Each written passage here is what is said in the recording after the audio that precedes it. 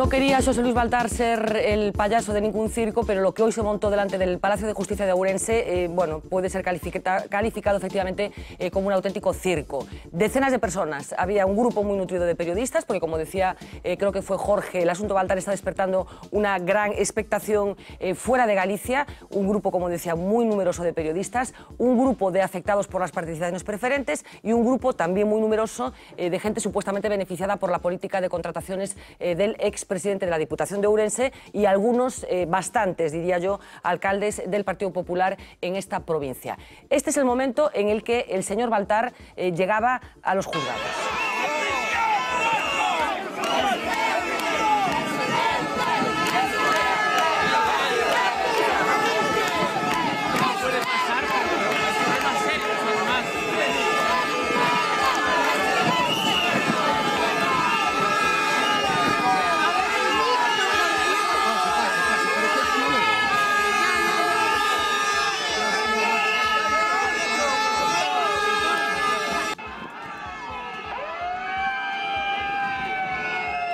Bueno, dos instantáneas del momento de la llegada, como decía, del expresidente de la Diputación de Ourense. Este es el momento en el que se bajaba del viaje y, como pueden comprobar, era abordado por los periodistas para tratar de arrancarle alguna declaración. Bueno, una actitud muy propia de Baltar, con esa sonrisa que suele no perder, digo suele no perder.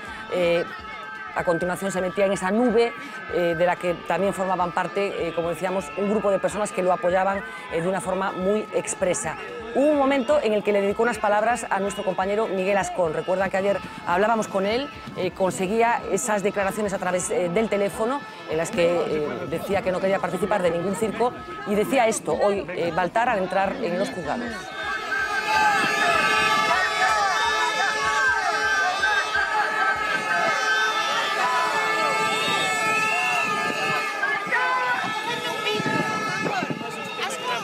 Y eso no es lo que yo quiero, lo que yo tengo pactado con todo el mundo. A mí cuando se habla conmigo hay que saberme si se me graba o no se me graba. Es lo menos que se puede hacer.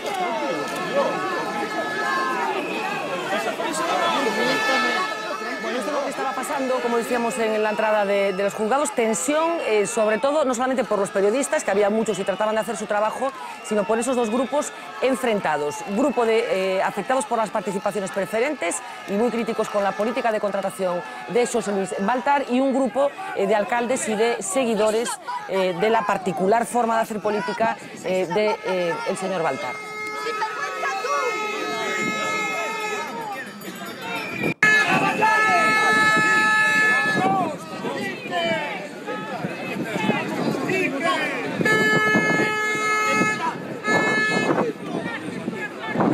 Bueno, momentos de tensión que se vivían y para que quede claro quién estaba en cada sitio, vamos a ver parte de las intervenciones de esos afectados por las preferentes que también cuestionaban al señor Baltar.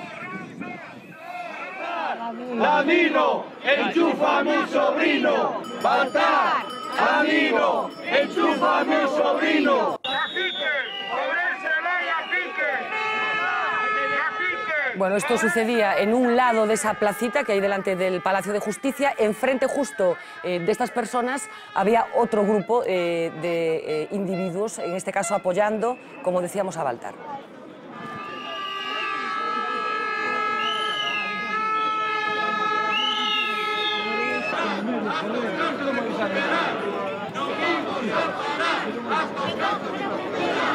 Hacer un hueco ahí, que no se puede una foto desde arriba.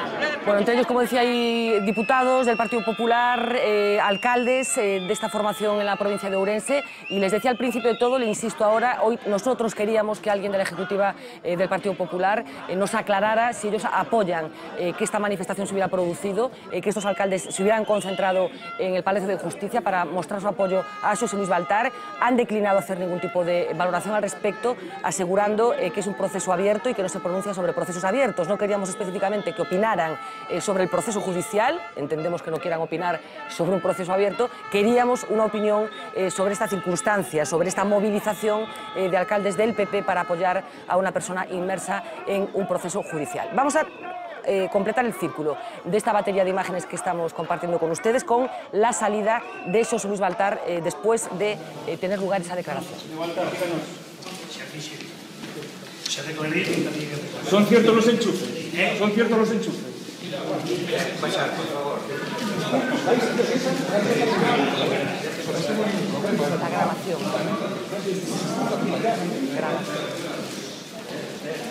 ¿Por qué no habla ahora, señor González? ¿Por qué no habla?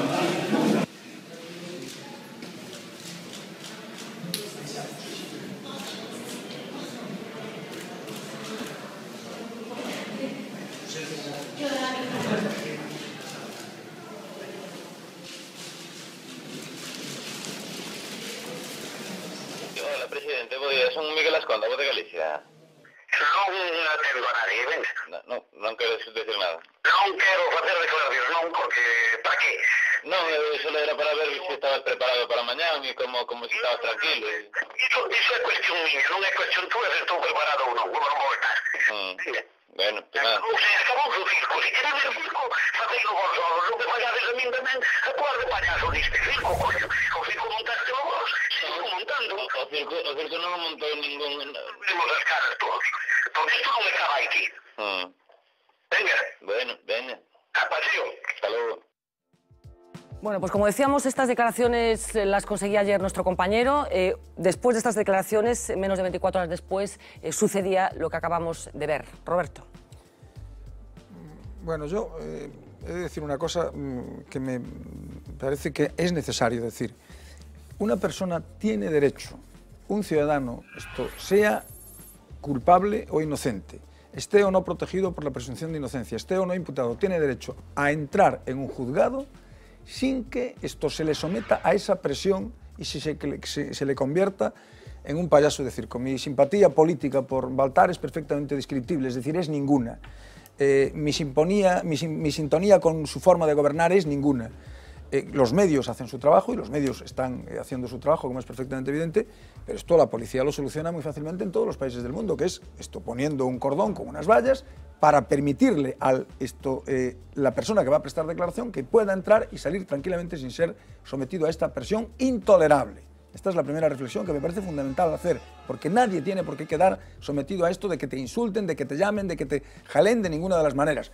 Esto, insisto, que hablo del público, no de los informadores que están haciendo su trabajo para que mañana podamos verlo en los periódicos o ahora podamos verlo en la televisión. Bien, hay una cosa breve que quiero decir sobre el tema de Baltar. Lo decía antes uno de los cortes que hacíais, ¿no? Es sencillamente inconcebible que hayan pasado 20 años o 15 años, no, que más Baltar de 20 años, haya podido estar durante años y años y años y años gobernando una diputación con presuntas contrataciones irregulares, haciendo cosas como estas que dice en su declaración, ¿no? De que esto, antes de firmar, no pide ningún tipo de asesoramiento. Ahora vamos a ver parte de esa declaración. Hombre, esto, antes de firmar no pide ningún tipo de asesoramiento, usted no sabe nada de esto, pues estamos aviados, ¿no? Es decir, ¿cómo es posible que ni los partidos de la oposición, ni la Fiscalía, que nadie haya intervenido para intentar averiguar si lo que los medios de comunicación publicaban constantemente, y es que el mecanismo de contratación era un mecanismo completamente corrupto, nepótico, donde se contrataba a los amigos de los amigos, a los miembros del partido, a los agentes del... ¿Cómo es posible que esto no se haya aclarado? Es decir, ¿cómo es posible que un individuo haya podido estar años y años haciendo contrataciones con una apariencia clara de ilegalidad, de irregularidad? Esto es una cosa inconcebible, sencillamente inconcebible. Está ya ahora, junto con todo, con este merdé que tenemos organizado, pero en realidad es obligatoria esta reflexión. ¿Cómo es posible que haya podido pasar? Vamos a ir completando asuntos, porque hablaba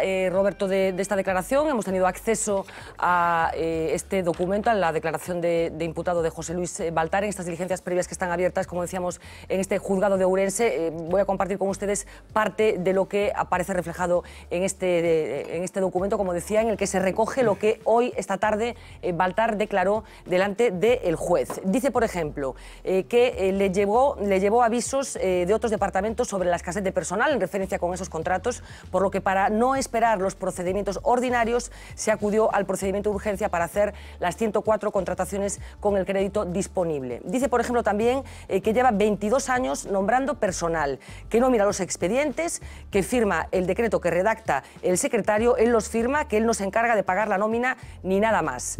Dice también, por ejemplo, que nadie le advirtió que tenía que publicarse en el boletín oficial de la provincia las bases de la convocatoria. Saben que esta es una de las cuestiones que declaró el hijo de Francisco Cacharro Pardo, que es funcionario de la Diputación de Ourense, y que dijo en su declaración que Baltar se había equivocado al no darle publicidad a esas contrataciones. Y añade que no es el responsable de que no se hiciese el trámite de publicidad.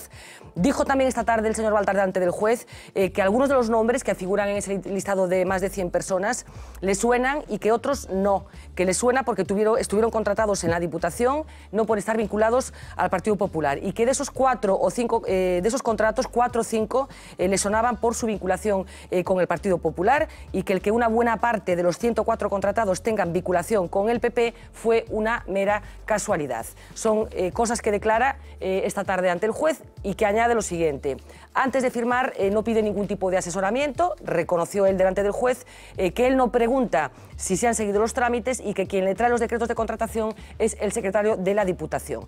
Destacar también que dijo ante el juez que él habitualmente no pasaba cuando era presidente delante del tablón de anuncios de la Diputación, ya que entra habitualmente por el garaje y el tablón está en la puerta de la entrada principal, y que no hace valoración de la necesidad de personal, que se fía de los jefes de servicio, que al parecer, según él, son los que saben y los que se encargan de este tipo de cuestiones. Como ven, bueno, acaba depositando toda la responsabilidad en los funcionarios de la Diputación.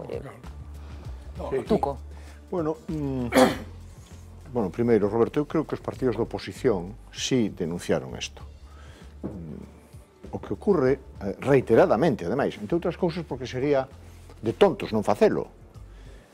Pero o poder de Baltar na provincia de Ourense, o control de Baltar, incluídos os medios de comunicación locais, hasta aí ben pouco, neste momento probablemente non, pero hasta aí ben pouco, foi moi poderoso, foi moi potente, non? Bueno, habería que facer unha reflexión como Baltar, con esta situación, gaña as eleccións de maneira reiterada e por maiorías amplas, o PP na provincia de Ourense, por maiorías moi importantes, eso habería que facer, ver que pasa sociolóxicamente nesa provincia, pero por outra banda tampouco é nada especial, quero dicir, o Partido Popular o Partido Popular gañou as eleccións en Valencia, con 10 diputados procesados, Camps como estaba, como decía do Manuel Fraga, parece que en Valencia hai mucho trajín. Sí, de la misma manera que el socialista en Andalucía con los seres. Sí, efectivamente. Os socialistas en Andalucía hubo unha diferencia, perderon moitos votos, perderon moitísimos, perderon 10 puntos. O que pasa é que o PP non chegou, perdeu menos, habría que preguntar aos andaluces, que parece que están... No, lo digo porque sí que te escandaliza tanto como a mí, tanto una cosa como la otra. Por suposto que me escandaliza, Roberto, claro que me escandaliza. No lo digo retóricamente, sé que te escandaliza igual que a mí. Se neste momento os socialistas non tuvésemos o problema do SERE, porque hai outras cousas, pero son, entre comillas, menores, se non tuveran... Hai outras cousas como que tenga a tasa de paro máis alta de España, por exemplo, Andalucía. A tasa de paro máis alta de España é agora. Sí, agora, digo, claro. Non, digo que hai outras cousas do socialismo. En Andalucía, digo. Non, digo que hai outras cousas de corrupción ligadas ao PSOE. Claro que as hai. Pero, entre comillas, menores agás o asunto do ERE de Andalucía, que é un asunto moi grave. Claro que sí. Pero, bueno, non é ese o debate, pero eu creo que... Non, pero o goberno de Griñán foi quen denunciou, por certo, como ben sabes, o asunto que mandou isto ao xulgado foi o goberno de Griñán. Eso non hai que esquecelo, poucas veces se recorda, pero isto é así. Bueno, quero decir, pero o povo votou en Valencia, votou en Marbella, con Gil condenado, con suspensión de condena, a 6 anos. Ganou por maioría absoluta. Bueno, estas son cuestións que deben facer reflexionar tamén aos cidadáns, tamén de facer aos cidadáns. Bueno, en todo caso, a min isto de hoxe, ainda admitindo, vamos, estando de acordo con Roberto en que non está ben insultar... non está ben os que insultan e os outros... Entendo a crispación, Entiendo a crispación da xente. Vamos a ver, Tuco, yo entiendo la crispación. Lo que no entiendo es que la policía, sabiendo que se va a producir ese circo, no ponga unas barreras para evitarlo. Lo veíamos en el caso de Bárcenas, que sí que... Nadie tiene por qué entrar en un juzgado en esas condiciones, nadie. Ni Jack el Destripador. Y este señor no es Jack el Destripador. E logo hai unha cousa e remato. Eu creo que isto de hoxe en Ourense é moi esperpéntico, Quero dicir, que eu creo que é unha realidade, a realidade deses alcaldes ali, medio encollidos, porque as imágenes non teñen nada que ver, non teñen nada que ver da xente que estaba increpando a Baltar cos do partido, os alcaldes populares, que estaban, a verdade, que bastante encollidos, Bueno, eu creo que iso é unha imaxe deformada da realidade, por lo tanto é un esperpento, como diría don Ramón María, o noso ilustre compatriota, ¿no? Vamos a ver la crónica, perdón, la crónica de Marta Fariña, que hoy estuvo pasando todo el día en Ourense para ver qué pasaba en el entorno de los juzgados. Todavía faltaba media hora para la llegada de José Luis Baltar y la tensión ya se respiraba a las puertas del Palacio de Justicia. La imagen no podía ser más significativa, media plaza copada por los manifestantes y la otra media por una amplísima representación del Partido Popular. Tensión entre los dos grupos que se desata en este momento. Baltar baja del coche y empiezan los empujones y los golpes entre la prensa y varios agentes de seguridad, aunque ni siquiera el esfuerzo sirve para sonsacar al imputado alguna declaración. Tras su entrada continúan las divisiones en plena plaza. Junto a los afectados por las preferentes protestan varios miembros del grupo 15M, quienes no olvidaron llevar su disfraz de cazacorruptos. Morensanos estamos indignados porque, bueno, es un personaje que sigue teniendo mucha popularidad. Demostramos o rechazo hacia a corruptela esta toda que hai na Diputación, que xa fai moitísimos anos que se ven sabendo. Enfrente, alcaldes populares de toda la provincia, diputados, afiliados y simpatizantes defendían la inocencia de su compañero de partido. Este señor único que se dedicou toda a vida foi a axudarlle a xente que pudo e nada máis. Que os procedementos formais non estuveron de todo correctos. Bueno, pois espero que o explique. Nos creemos totalmente na súa inocencia. De ser 104 contratos, solo 6 persoas foron compromisarias no Congreso do Partido Popular. As valoracións terán a que facer os xuíces. Nós non queremos para nada entorpecer a súa acción. Me imagino que una vez se solucione todo esto. La sorpresa llegaba a las 6:30 cuando el expresidente de la Diputación ourensana salía de las dependencias judiciales bastante antes de lo esperado. Y el motivo no podía ser otro. Acogiéndose a su derecho como imputado, Baltar rechazó contestar a las preguntas de la acusación popular, limitándose a responder únicamente a las cuestiones del juez y la Fiscalía. Decidió no responder a las preguntas que pudieran ser incómodas para él. Pregunta eso de derecho constitucional se ha cogido a él y, en fin, me hubiera gustado que hubiera contestado, me hubiera gustado. A su salida también evitó hacer cualquier tipo de declaraciones, mientras de fondo algunos se arrancaron a despedirlo al ritmo de la palabra presidente.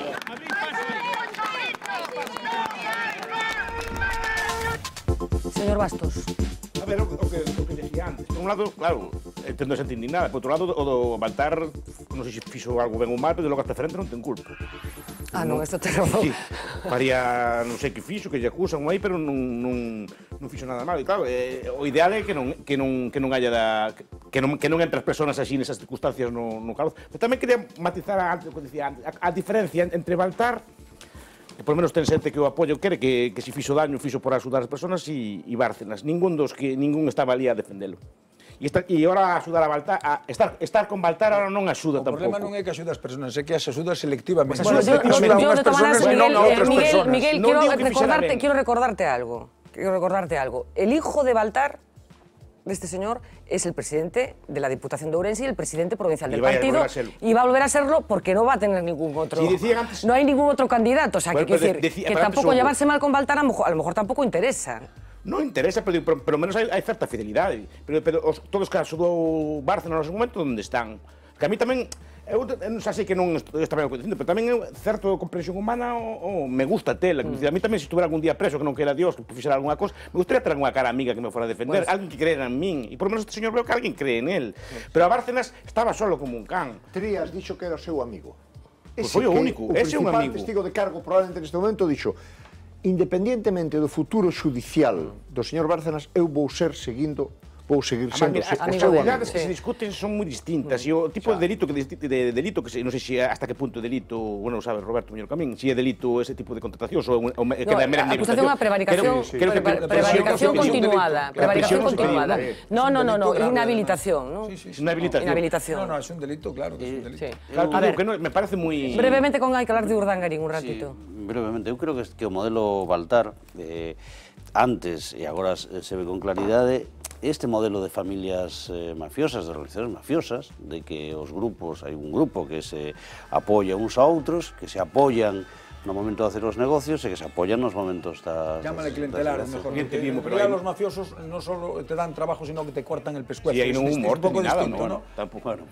La última vez que estuve en Calabria, esto es una anécdota brevísima, llegamos tarde al aeropuerto de la Metze Terme, que es el aeropuerto de Calabria, y el colega que nos recibía, que es muy amigo, esto, y muy cordial y muy amable, dijo, vamos a pararnos a cenar, no encontrábamos un sitio, de pronto vi un sitio y dije yo, allí hay un sitio, y dijo, no, este es un sitio peligroso porque pueden reconocernos el coche y es un sitio al que es mejor no ir, un restaurante normal y corriente. Estamos hablando... que no se puede entrar, o sea, pues menos mal que ibas con alguien conocido, porque no, claro, no, es que a Calabria solo se puede ir con alguien conocido, solo se puede ir con alguien muy conocido. Métodos mafiosos, pero sí modelos relacionais. Este señor ganaba eleccións. E por eso a resposta a Roberto, que mafia tamén, la mafia lleva ganando eleccións en el sur de Italia desde hace muchos años. Porque en 20 anos non pasou nada, porque estaba apoyado. Palermo ganou Esquerda. Pero muchos dos que apoyaron non estaban ali a defendelo, sabes? Eso tampouco me gusta. Jorge, te escucho enseguida, me interesa tu opinión sobre Baltar, pero vamos a ver, el personaje es cierto, es muy agradecido para los periodistas, así que aprovechando este momento que le ha pasado, la primera vez que se enfrenta a un juez para dar explicaciones de su política de contratación, hemos aprovechado para recordar los grandes momentos de Xosé Luis Baltar. Sempre falei del derecho. Non pode perder nunca os hábitos que tuve durante toda a súa vida. Los hábitos y los telderetes montados en torno a la Diputación de Ourense tienen a José Luis Baltar ante los tribunales. Veremos si mantiene el sentido del humor. Qué contento vindes para me votar, caray. O saca su vena más irascible. Non acaba usted de decir máis casandeces. El tribunal. Non ten idea de nada. Baltar no se ha molestado demasiado en esconderse. Traballar para o Partido Popular é unha oportunidade única. Y tanto que lo era, debe responder ahora por la contratación irregular de 104 personas. Si cacique le llamas a un señor que se preocupa de que todos los que pasan por su despacho o todos los que acuden a él en demanda de soluciones trata de resolver los problemas, entonces sí. Sea del partido que sea. Sea del partido que sea. No lo parece, se contrataron justo antes del Congreso que dejaría a su hijo al frente de la institución. Él mismo utiliza terminología militar para referirse a los que dejaron de apoyar al PP. Hombre, deserción porque hubo algunha xente que estuvo traballando connosco nesta campaña os primeiros días e 3 días antes apuntouse do outro lado. Aquí hai familias enteiras, hai algún alcalde que de 4 fillos que ten, ao mellor os 4 están empregados nesta Diputación. Pois vades a tomar por saco. El mesmo día o recoñeceu no pleno a quen vou colocar primeiro, máis que aos que están ao meu lado. Eso dixo un día no pleno, estando xa agora nesta legislatura antes de que marchar. Agora hasta lle molesta que digamos que si no eres del PP, jódete. Pues se tienen que joder, queridos, se tienen que joder. Quizá por comentarios como este a pocos les sorprenda aquello de lo que se le acusa. Y es que Baltar, como él mismo confiesa, siempre ha sido Baltar. Que importantes son eu, carallo. O Baltar xo conocen, hombre. Si non fai falta que usted lle explique quen é. Xo saben, hombre. Si leva neste tinglado 40 anos. Un tinglado que ha acabado chocando con la justicia. Bueno, para que veamos que las sospechas en torno a la contratación de familias, a las prácticas nepotistas, etcétera, etcétera, no son exclusivas de la ciudad de Ourense, no sale aquí la patria, vamos a recuperar una intervención de hace poco tiempo en la Asamblea de Madrid. Allí un diputado de UPyD le hacía este relato a Ana Botella. Asesor técnico de Arganzuela, 42.776 euros al año. Es la nuera de la concejala. Asesor técnico de Hortaleza. Es la hermana de Esperanza Aguirre. Consejero técnico, 50.476 euros al año. Es la hija de la diputada Beatriz Rodríguez Salmonés. No solo la familia carnal, sino también la familia política. Asesor técnico de Carabanchel, presidente de Nuevas Generaciones de Carabanchel. Asesor técnico de Fuencarral, presidente de Nuevas Generaciones de Fuencarral del Pardo. Moratalaz, primer asesor técnico con 23 años, ahora consejero técnico, vicesecretario general de Nuevas Generaciones de Madrid. Hay algún caso curioso, el consejero técnico de Usera lo es además de ser concejal de Rivas.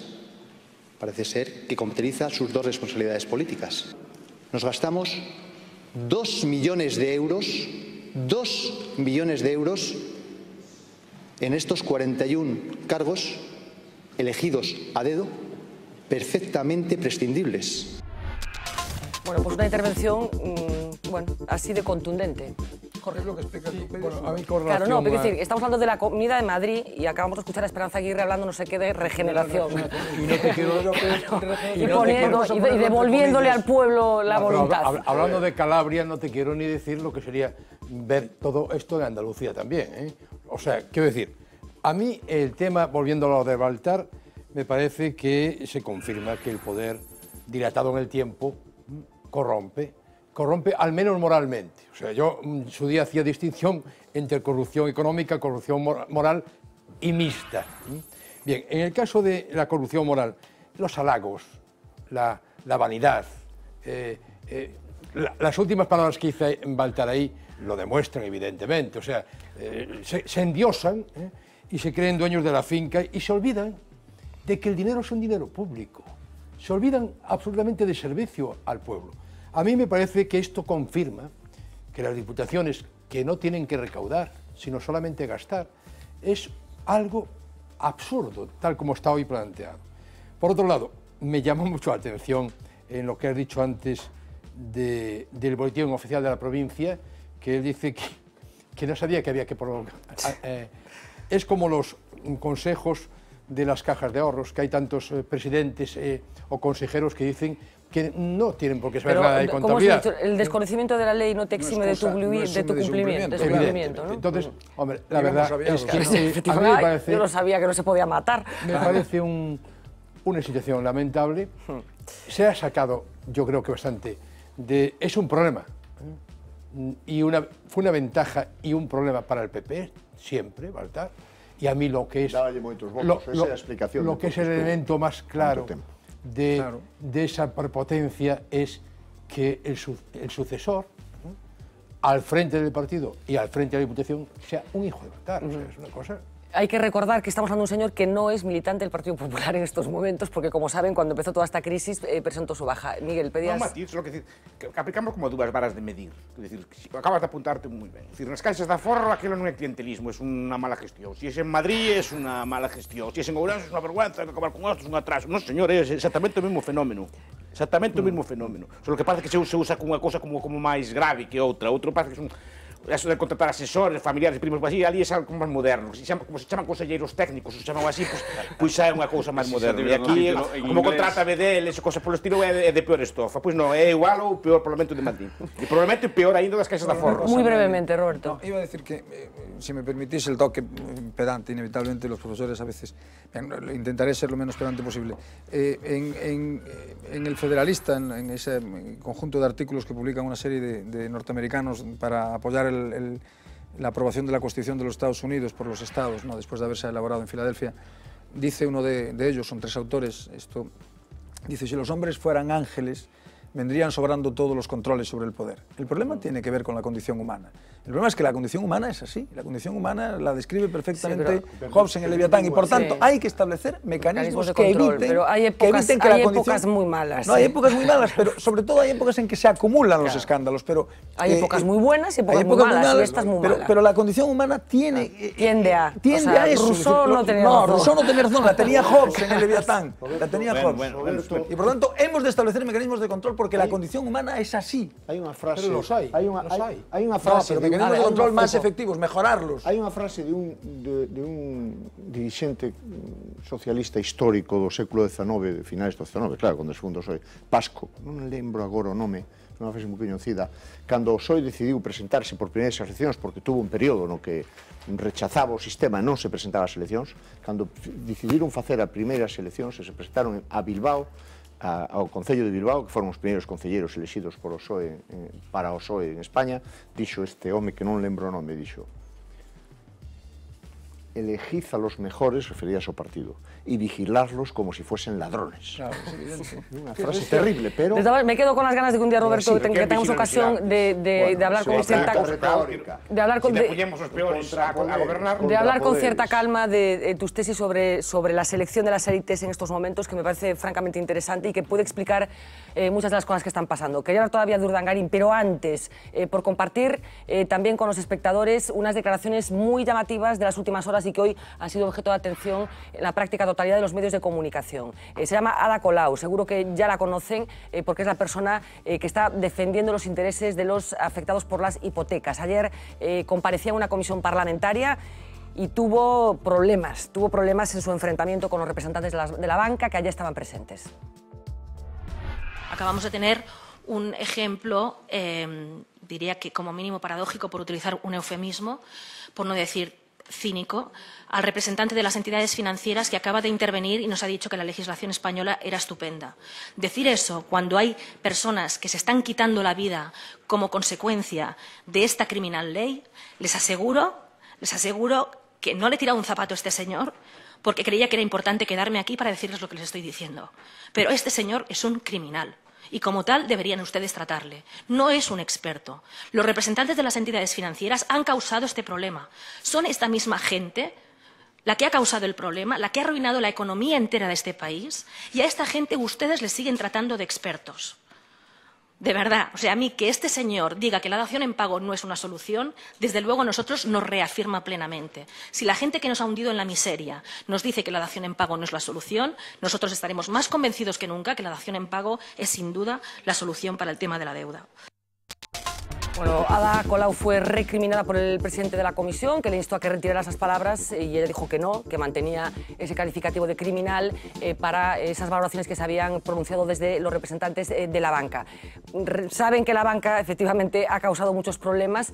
Coincide este programa de hoy con esa jornada de huelga que hoy se ha convocado en ECG con un importante seguimiento como consecuencia de ese ERE que va a significar el despido de cientos y cientos de trabajadores, y por esto de los contrastes que saben que siempre nos gusta mucho detenernos en ellos, hoy se ha producido una noticia en Alemania que ayer avanzábamos y que tiene que ver con una regulación que se ha aprobado y que tiene que ver con los desmanes y con la falta de control y con la falta de capacidad de gestión de los responsables y directivos de las entidades financieras. Marina, cuéntanos.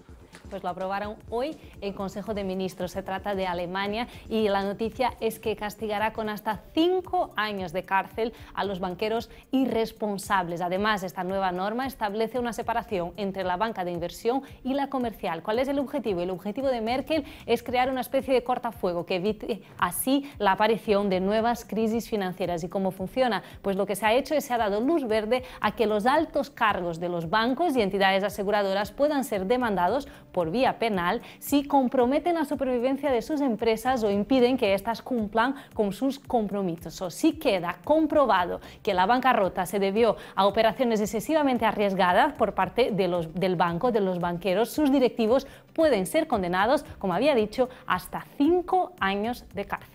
Pues muchísimas gracias, Marina. ¿A qué narices esperan aquí hacer algo parecido? Bueno, yo espero que como Merkel ahora mismo... No, es que me llama la atención. Quiero decir, está pasando en Alemania. Merkel é unha autoridade en Europa que impón criterios e unha referencia. Eu espero que esta lei supoño que será un proxecto de lei que sexa inmediatamente copiado polo Parlamento Español e aplicado aquí, porque non hai dúbida que o sistema financeiro necesita de regulación, necesita de vixiancia e necesita de penalizacións fortes a aquelas persoas que cometan delitos de guante blanco. Déixame que recordo unha canción cando Roberto e eu éramos novos de Daniel Biglietti que decía hai xente que loba bancos e hai xente que os loba dende adentro, e efectivamente no sistema financiero español os bancos se atacaron dende dentro. Mira, Angela Merkel con isto non vai acabar crise ninguna. Mentre non acabe co Banco Central, coa reserva fraccionaria, coa garantía de depósitos e coa consideración do diñeiro bancario como diñeiro, non vai acabar con crise ninguna, por moito que faga espaviento. Pero isto reconforta, un poquito. Reconforta, pero non, o problema non é. O problema das crises é básico.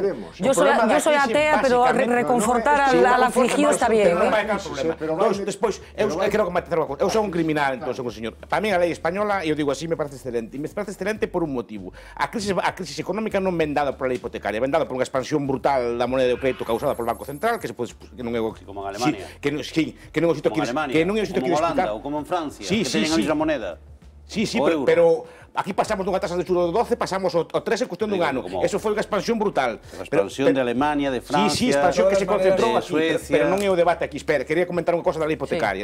A lei hipotecaria española me parece moi boa. É unha lei que conseguiu que o 80% dos españoles teñan vivenda en propiedade, o cual... Se non efectos que a corto plazo poden parecer negativos, pero a medio plazo son moi positivos, entre as cosas que boa parte dos nosos ancianos e nosos maiores non teñan que pagar aluguer cando son maiores. consigue unha cosa que a xente non ve, que está sendo o colchón de moitas persoas. A cambio, a lei española é moi dura. Pero gracias a que dura, se permite que as persoas teñan hipoteca. O sistema alemán de dación en pago, que todo o mundo louva e gaba, só che dá hipoteca polo 50% do valor da casa. Por lo tanto, só teñen vivenda en propiedade un 35% dos alemáns. Se o que queremos unha cousa ou a outra. Es decir, non podemos querer as ventaxas ou as desventaxas de todo. A ver, rápidamente es que non me quiero enrocar en este debate. No me quiero meter en el debate de fondo, porque el debate de fondo es muy interesante, porque lo que él plantea, Miguel, son cosas muy importantes. Yo quería simplemente decir dos cosas. La primera, Merkel plantea esto no porque esté haciendo política europea, porque tiene un grave problema con las cajas de ahorros en el sur de Alemania, un gravísimo problema. Primera cuestión. Segunda cuestión, la decisión más importante, la más importante decisión de todas las que toma es la prohibición, la separación tajante entre banca de inversión y banca comercial. Esto es lo fundamental. Es la unión, la posibilidad de que las bancas de comercial se dedique a hacer operaciones de inversión, la prohibición que en Estados Unidos existía, la que lleva a la subprime, la que lleva al gran a la gran catástrofe. Lo otro nos recompensa desde el punto de vista personal,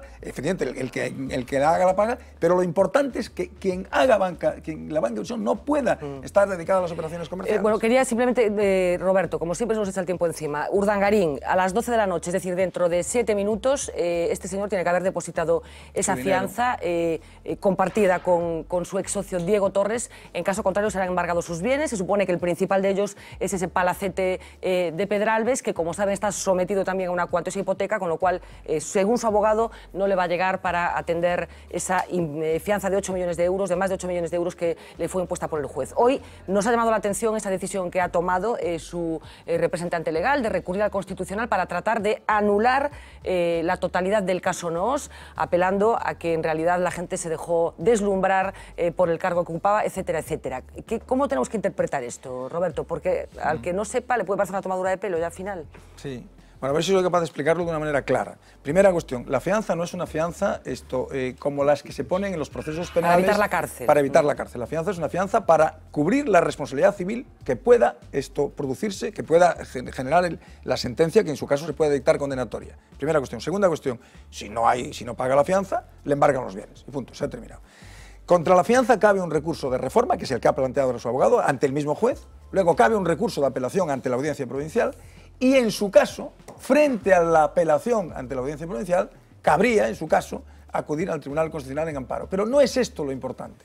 Lo importante es que en el recurso de reforma que el abogado ha planteado frente a la resolución que fija la fianza, el abogado ha alegado indefensión porque la ley que regula el funcionamiento del Tribunal Constitucional, la ley orgánica del Tribunal Constitucional, establece que para recurrir en amparo frente a resoluciones judiciales tiene que el recurrente haber alegado causa que provoque el amparo, en este caso la violación del derecho a la tutela judicial efectiva, en el momento justo en el que se produce. Es decir, para decirlo de una manera que nuestros telespectadores lo puedan entender con facilidad, el abogado está alegando una indefensión que le permita preparar después un recurso de amparo. Es decir, yo creo que el abogado da por supuesto que van a condenar y que lo van a condenar duramente a su patrocinado. O sea, es una maniobra desesperada. Bueno, no es una maniobra, es un derecho una maniobra, se entiende perfectamente, una estrategia que evidencia debilidad por parte de ellos. Judicial, defensiva, destinada a preparar la vía para el recurso de amparo posterior que va a presentar. Bueno, que en cualquier caso que denota... yo creo además que no se lo van a admitir al RAM. Yo creo que no se lo van a admitir al RAM. Que denota debilidad... Hombre, una de las cosas que alega el abogado, que es una cosa sorprendente, es que a medida que avanza el proceso se le van imputando más delitos. Como en todos los procesos penales, claro. La verdad es que el escrito es muy llamativo porque a mí me llama mucho... Sí, no, tiene tan pintoresco como el abogado. De todas maneras, con respecto a la Casa Real, hoy con esta mezcla de asuntos penales, rosas y demás, hoy, como saben, la Casa Real se ha pronunciado, últimamente fluye un poquito más la comunicación a través de esos nuevos sistemas digitales y hoy se ha visto obligado a decir que ni la Casa del Rey ni don Juan Carlos u otros miembros de la familia real han intentado convencer a doña Cristina de que deje de ser infanta de España, de que renuncie al título de duquesa de Palma o de que se divorcie, según ha subrayado, como decíamos, un portavoz de la institución ante diversas informaciones aparecidas, en este caso en la prensa del corazón, decíamos en esa simbiosis extraña en la que últimamente vivimos, que no sabemos si abrimos páginas de sucesos o directamente las páginas de Lola. Rápidamente, plató informativos. Uxía Rodríguez, pendiente de contarnos otras cosas de este día tan intenso. Adelante. ¿Qué tal? Muy buenas noches. Pues vamos a comenzar hablando de listas negras, porque aunque muchas veces parecen solo un rumor, es cierto que existen y el Gobierno quiere crear una nueva. Un registro estatal de morosos condenados por impago del alquiler. La lista estará a disposición de los propietarios de las viviendas. La podrán consultar antes de formalizar un contrato de arrendamiento. Los nombres de esos morosos no desaparecerán hasta que paguen la deuda o pasen al menos 6 años. Y hoy nos vamos a hacer eco de un estudio de la Xunta que arroja cifras cuanto menos sorprendentes. 12 de cada 100 gallegos creen que la violencia machista es algo inevitable que siempre ha existido. Entre los que mantienen esta teoría destaca el sector de la población sin estudios y los mayores de 50 años. Lo increíble es que hace 7 años ese porcentaje era 9 puntos más bajo. ¿Qué tal el cole? ¿Bien? Bien. ¡Argentinos mataré! ¡Bolivianos mutilaré! Y así se motiva un grupo de marines chilenos. Mientras hacen ejercicio, insultan a ciudadanos de países vecinos. El Gobierno ya ha pedido que se abra una investigación. Algunos medios de comunicación, como el periódico argentino Clarín, ya han calificado los cánticos como un escándalo político de grandes proporciones.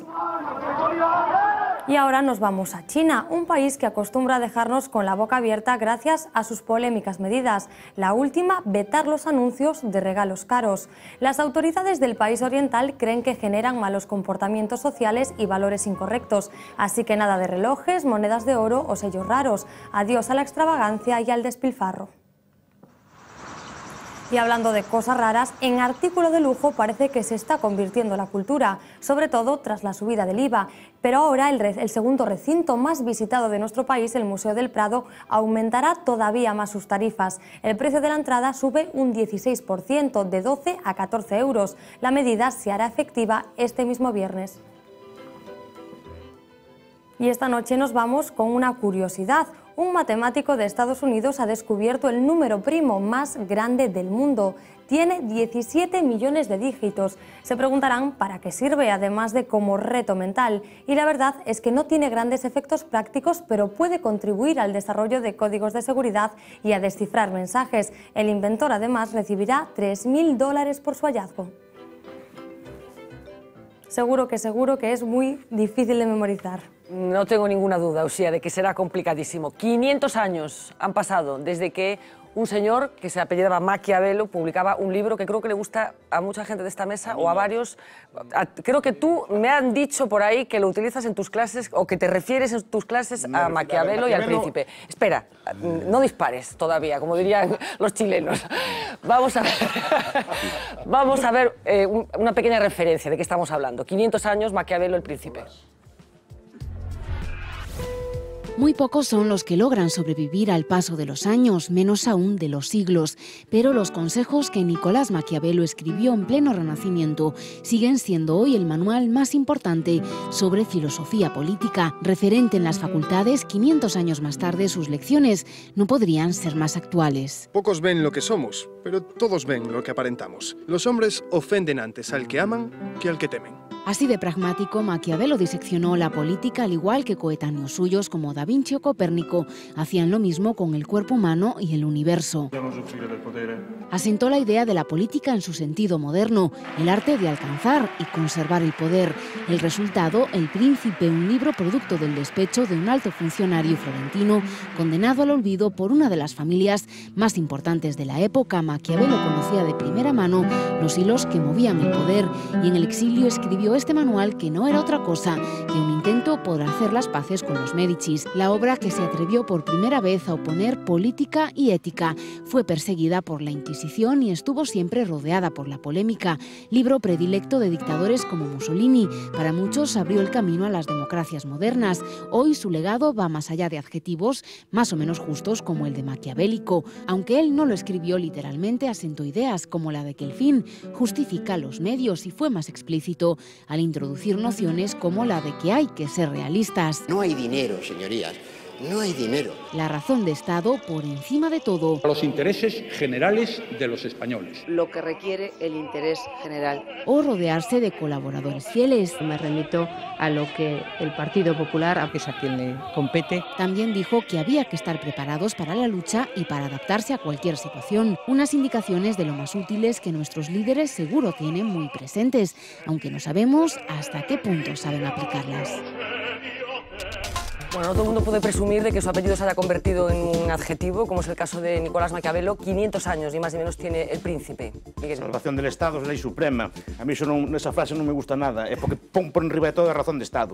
Además, incluso para as maldades me parece máis original e moito máis inteligente o oráculo manual de Baltasar Gracián. Se nos poñemos así, é moito máis listo e moito máis útil a hora de manejar. E como Maquiavelismo, sabe, había antes que él, o pensamento chino, por exemplo, ou o pensamento hindú está cheo de pensadores deste estilo, de Han Feizul, arte de la política, al Cautilla de Artasastra. La Trata de Cautilla, perdón, que son libros dese plan, pero Maquiavelo non porque funda o Estado moderno, e funda a idea de razón de Estado, e funda que a razón de Estado que está por riba de todo, non. E non che vai a ti isto. Soporto eso, soporto esa idea. Decía Roberto. Maquiavelo es el primer pensador que separa la política de la moral. Esto es lo fundamental de su aportación, yo creo, al margen de otras muchas, ¿no? Es decir, que él hace una reflexión sobre la política que no está trufada de la moral, ¿no? Entonces, cuando dices mejor ser temido que ser amado, no está diciendo, no está sentando un principio moral, está sentando un principio político, y es verdad, es mejor ser temido que ser amado. Que se lo digan a Rajoy en estos momentos. Que se lo digan a Rajoy o que se lo digan a Baltar. Que se lo digan a Baltar.